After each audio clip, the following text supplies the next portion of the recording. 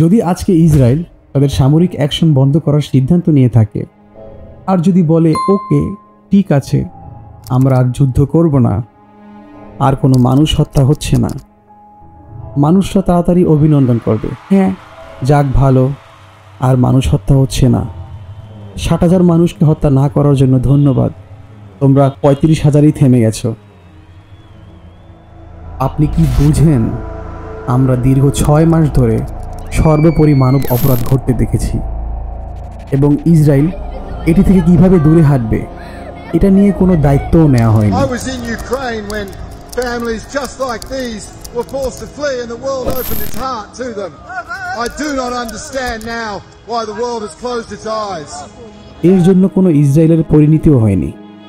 তারা আরও অস্ত্র, আরও সাহায্য, আরও টাকা এবং পশ্চিমী সমর্থন পাচ্ছে।